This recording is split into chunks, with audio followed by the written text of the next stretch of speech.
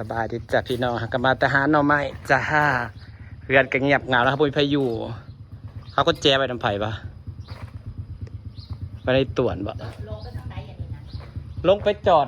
ในอันโป้งแล้วก็เอาจุ่มเดียวในวังนี่นะพอแล้วซ้ำนี่นะเรือกินแล้วเมื่อยเลยนี่พี่น้องผมมีพายุเงียบเหงารถก็ออกไปจอดเนาะเป็นตะยะอยู่เลยหัวยุงหัวยองปะออกเคลื่อนห้าบัดนี้หาไปชิวๆอันนี้เป็นเคลื่อนเบาปีซาพี่น้องมีคนอยู่แล้วจ่าไปกรุงเทพไปแล้วเงียบเหงา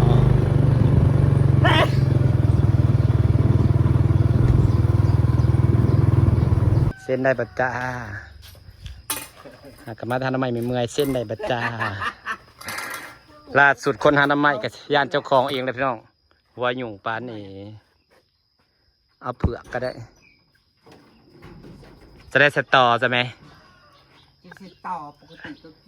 ไม่สตอมาโดดอะลืมสตอแล้วอันเดียวไหนฮะอันเดียวไหนมีขายจอกกี่บาทมี10 บาท20 บาทจอกซาวบาทมีเยอะจอกซาวสตอกับเผือกฉันชอบเผือกพอเผือกเลือกสบะพอใส่ไข่มุกผมมักกิ มัน นเอาไข่เธอน่ะไข่ไข่ฉันเธอมีไข่ใช่ไหมเธอมี2 ไข่ใช่ไหมออกมาแต่ป้าหน่อไม้คุ้มไปคือว่าคุ้มนะสมกับใจอยากมาพี่น้องสิบคุ้มจะได้ไปจอดรถแล้วก็ขึ้นไปเอาได้ร้อนน้อยนะกันลงมาเห็นไลฟ์เม่นที่บอกว่าอยากเห็นน้ำราไปหาหน่อไม้กวดหน่อไม้หน่อขาวๆมาต้มมาแล้วจ้ามาแล้วนะคะหาง่ายพร้อมเนี่ยเอารถไปจอดมุมเดียวนี่จอดรถมุมเดียวกระเตียงกระตาโมเมนต์มาหาใกล้ๆนะคะขี่รถใส่พุททองพุทค่ะคนละมือคนละอำเภอนางมาเอาหญ้าไปปลูกไปต้องไอ้หญ้ากันเขาก็เอาไปสอมปอกมันปลูกรถเอาไปโดนจนมันตายมันอยากอ่อนอันคันตัวไรเป็นเงาเป็นหากที่มันบ่ได้มีลำกับมันกับปักโลดตัวไรเป็นเงามีหากอะดิต้นบ่เป็นลำนะปักเป็นต้นโลดที่ปลูกข้างๆหัวเองก่อนมันใกล้น้ำเลยแม่นปลูกระบาดนี้มาป้อนตีตะกาวขี้มูมาหยอดแม่นสำสีงาม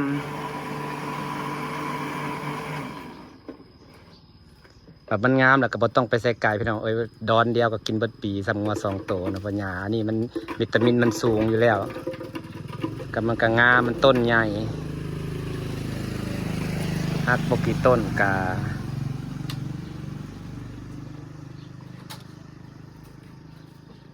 เผือกปั่นกับสตรอเบอรี่ปั่นจ้าใครอยู่ไปน้องมันไปหาหน่อไม้หาบ่เมื่อยหาบ่ไก่ขึ้นดอนเดียวผู้คิดมาหาต่อมาเขาอีซีบ่เอื้อเนาะไปหอบทีบได้ทำไม2 หน่อบ่ได้เด้อไผทำไม2-3 หน่ออันนี้ต้องมาโอ้ยอีกมือ2 มือกันซ้ำ4 เอาแม่นมันกำลังพ่นพี่น้องกำลังพ่นมันก็เริ่มจะฮอดหนามันหลายคันบ่ได้ช่วงคัดเจ้าอันเริ่มดำนาเนี่ยครับก็ยังบ่มีคนหายังสิออกเลยหากได้ข่าวว่าเขาจะได้เฮ็ดปวกได้พี่น้องมื้อนี้นะแต่เฮ็ดปวกเราบ่ค่อยเห็นผู้ใดได้บ่อยากปวดปานใดมันบ่ออกมันออกยากปีนี้นะได้บ่ได้หลายบ่คือว่าได้หลายก็ได้คอยปอนก็ได้ตาเลยบ่อื่นจะสิไปหาสอบของเฮ็ดก็หาสอบของเฮ็ดแถวนาก็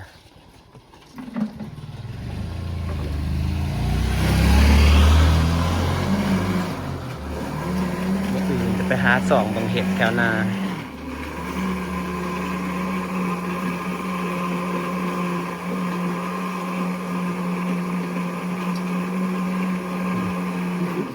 คือจะมอง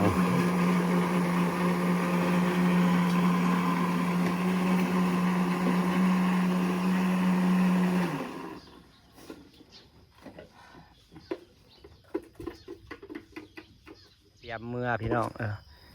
มัดขึ้นอีกมันอยากกันนี่อยากลากหากกระสอบมันแห้งไม่ว่าเกิดเป็นกระเทยมันง่ายสบายบริยุ่งยาก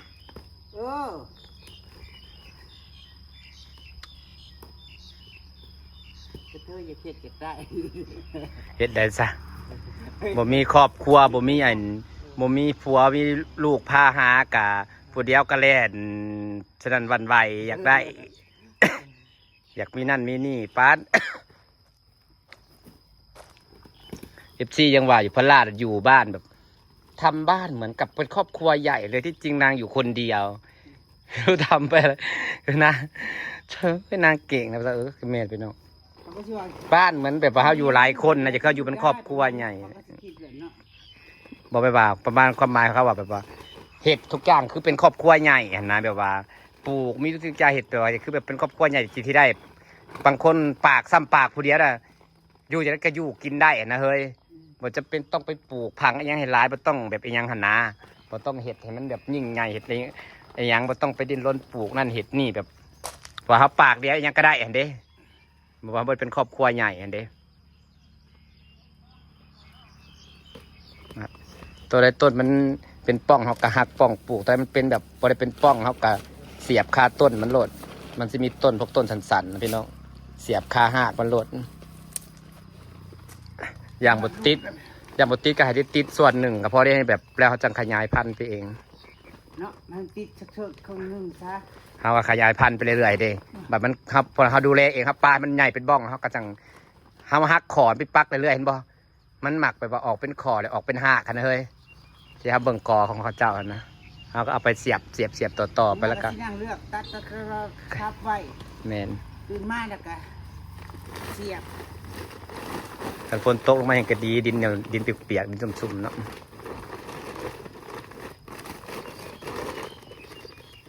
ไม่ใช่น้ำก็ดิ่งคลองบ่อยนี่ เอาเขาก็ดูแลเอาแล้วก็ใส่ปุ่นใส่ปุยเฮ้ยมันก็งามเลย ใส่ปุ๋ย อันนี้วินคลองเขาปลูกปะเขาบ่ได้ใส่อีหยังห้าปัดใส่ปุ่นใส่ปุยมันก็ห่วย พี่น้อง3 สอบคิดว่านางสิใส่เมื่อไรเข้าใจบ่คะเข้าใจนางอยู่บ่นี่ฮะบ่เข้าใจบ่จ้าฮัดเข้าใจนางในอยด้วยจ้า หัดกับใจนางเนตินางเมื่ออยู่ได้จานนางมาอยู่จักหงาจักหน่อไม้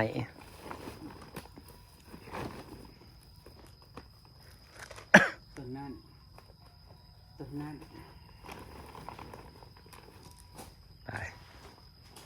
3 มาทั่วสิการแต่เอาถุงมาใส่หน่อไม้เมื่อให้นางก่อนจะ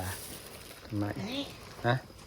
มันก็เสร็จแล้วนี่ มัดใส่กันเบิด3 อันละพาดโลดเมื่อได้ เออ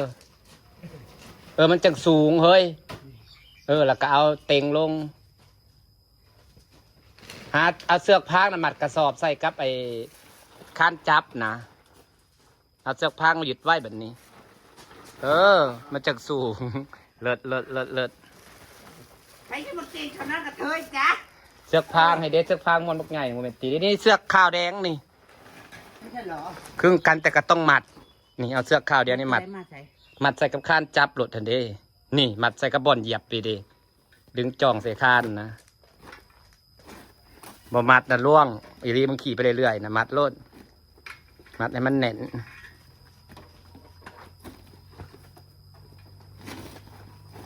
มัดไม่ได้มัดจ่องไว้ให้มันแน่นจังบดตกแต่มันสิตกครึ่งทางสิยาก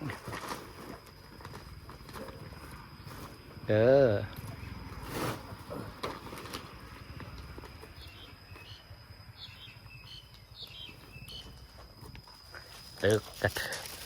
นี่หน่อไม้ก็เต็มกระตาพี่น้องเฮ็ดสับสิเมื่อแบบนี้ฮะ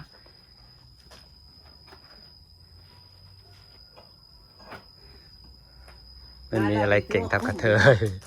หน่อไม้นี่คุ้มเลยเนาะนี่ถ้าเขาขาไปแป๊บเดียวหนึ่งหาหน่อไม้ครึ่งชั่วโมง นะคะ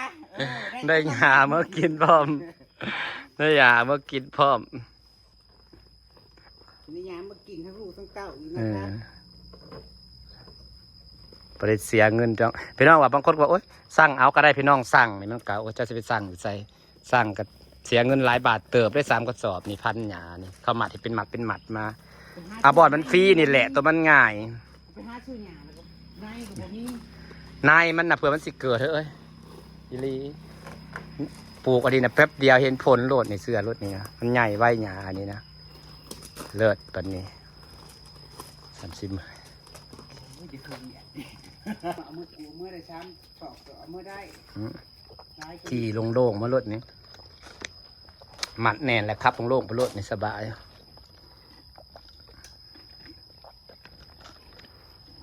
ผลเสด็จเมื่อไรพี่น้องจ้าสิฝากบรรยากาศไว้สั้นนี่จ้ามื้อหน้าจะพอกันใหม่จ้าวันนี้ มื่อไหร่จะช่วยพนังซีมาเนาะที่มาหาแถว ฟังเบิ่งมื้ออื่นคันบ่ได้ไปใส่สิไป แถวหัว เพราะว่ายังก็เฮ็ดแล้วเพิ่นแล้วมื้ออื่นตรวจน้ำโซลาร์เซลล์ปะไว้แล้วก็ไป เ